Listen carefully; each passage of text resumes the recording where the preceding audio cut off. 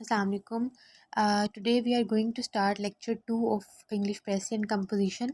As I told you before that I will cover the course of Precis and Composition in 14 or 15 lectures.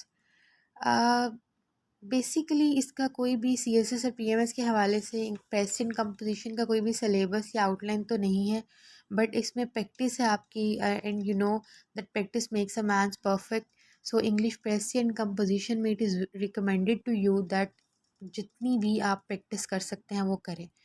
और मेरे पास ये plan है कि मैं 14 और 15 लेक्चर्स में इंशाल्लाह इसकी जितने भी पास्ट पेपर्स हैं, करेक्शन के रूल्स हैं, प्रपोजिशन है, सेंटेंस कंप्लीशन है, पंक्चुएशन है और प्रेसिडेंट कॉम्प्रिहेंशन के जितने भी रूल्स हैं वो मैं आपके साथ शेयर कर लूँ.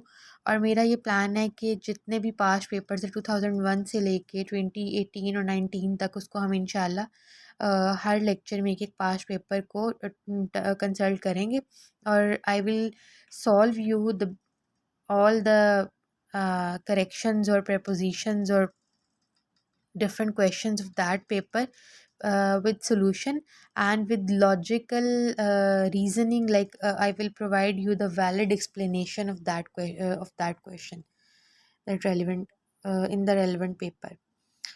So first of all, I want to tell you the basic and general rules of correction. There are three rules which you must follow while doing the correction.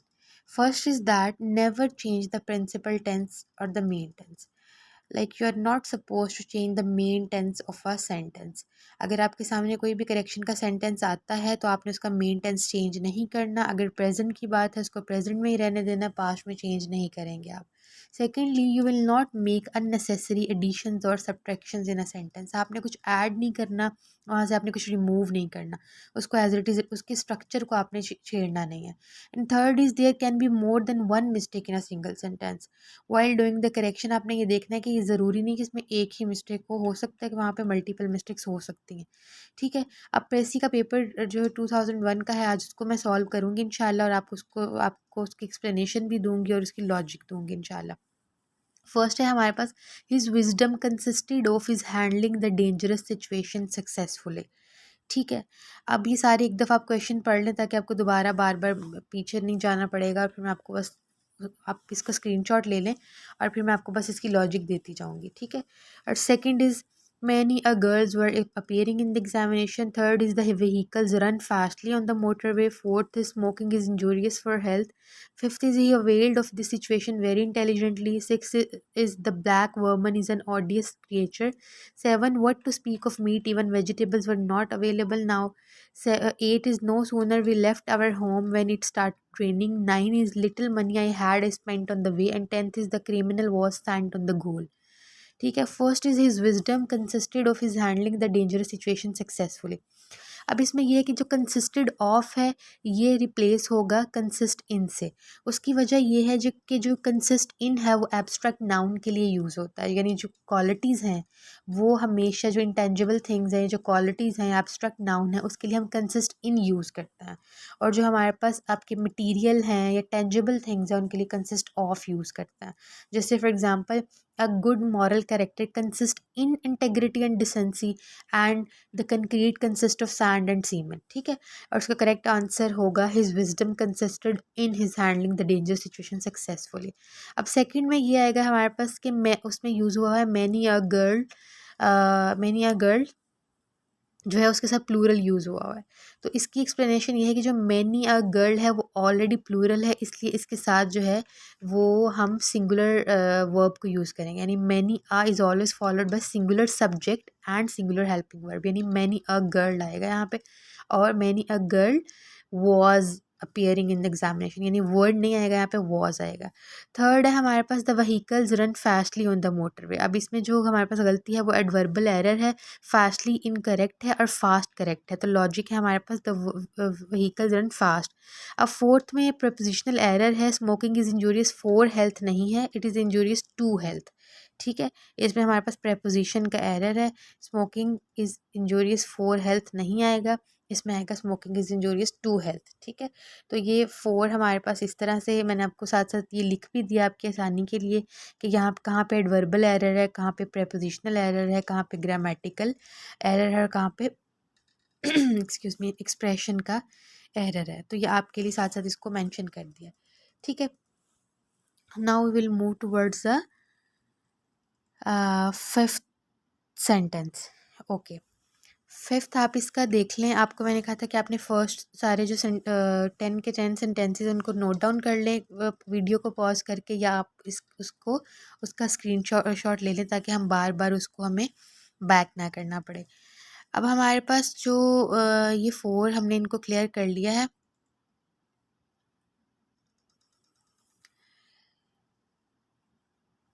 आप इनको अच्छी तरह से देख लीजिए।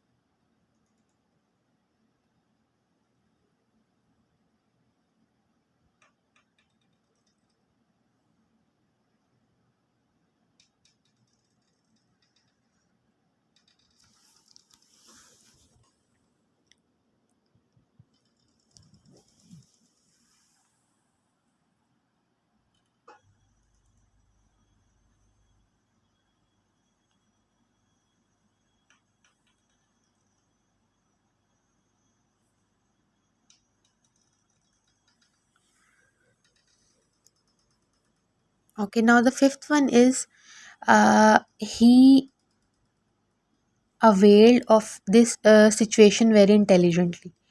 ठीक है, अब इसकी हमारे पास प्रोनाउन का एरर है। वो इस तरह से कि some times it is necessary to add reflexive pronoun like himself और herself with the nouns in order to complete the sense of a sentence. Some time हमने जब भी हम किसी वर्ब को यूज़ कर रहे हैं उसके साथ हम अगर उसके रिफ्लेक्सिव प्रोनाउन को यूज़ कर लेंगे। आपको पता है reflexive pronoun himself and herself and my self या देम सेल्फ या योर सेल्फ, जितने भी हमारे पास पोजेसिव में अगर हम सेल्फ लगा देंगे पोजेशन के साथ तो वो हमारे पास रिफ्लेक्सिव प्रोनाउन हो जाएंगे। तो सम टाइम अगर किसी बात को एक्सप्लेन आपने अच्छे से करना हो तो उसके साथ आपको रिफ्लेक्सिव प्रोनाउन यूज़ करना पड़ता है।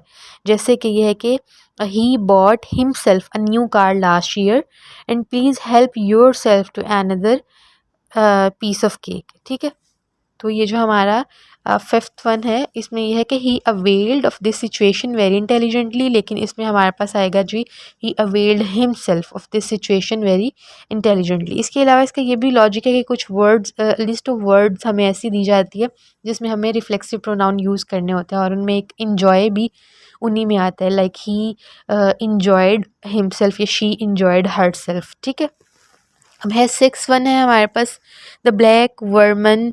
The black vermin is the black vermin is odious creature. ठीक है, अब इसमें यह है कि जो प्लूरल नाउन्स हैं उनको उसी तरह से डील किया जाता है, like plural nouns to be dealt accordingly. Like जो वर्मन है वो प्लूरल वर्ड, तो उसके साथ सिंगुलर जो है ना वो वर्ब नहीं आए, हेल्पिंग वर्ब नहीं आएगा, उसके साथ प्लूरल ही आएगा।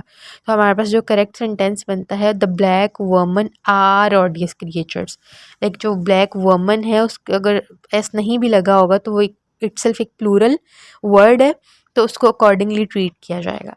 ठीक है, फिर सेवन्थ है हमारे पास what to speak of meat even vegetables were not available then.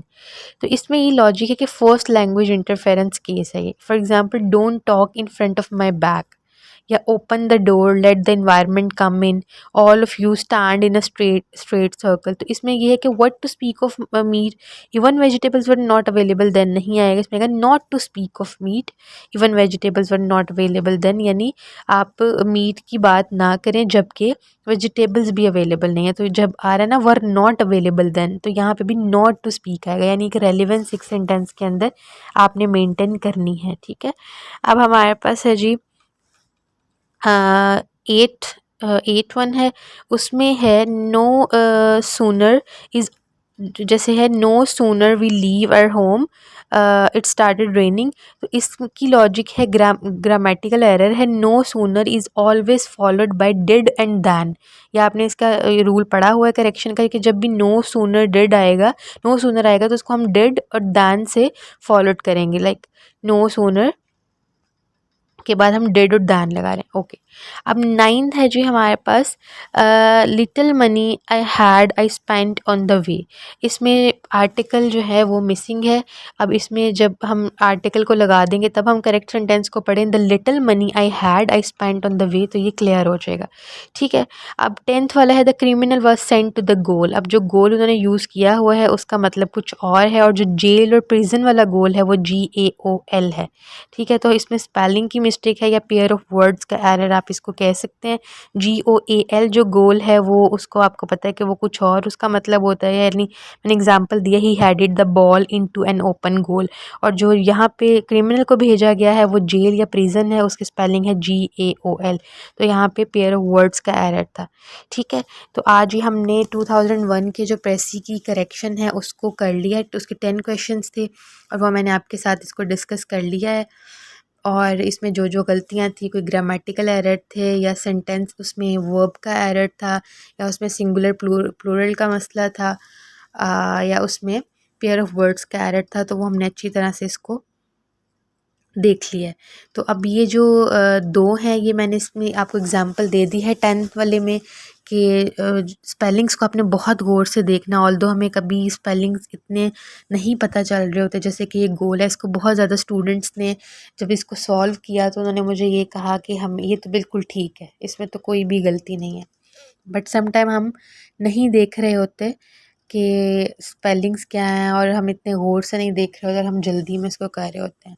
But you must be very careful while solving these correction and while solving all the questions of the Précis and composition.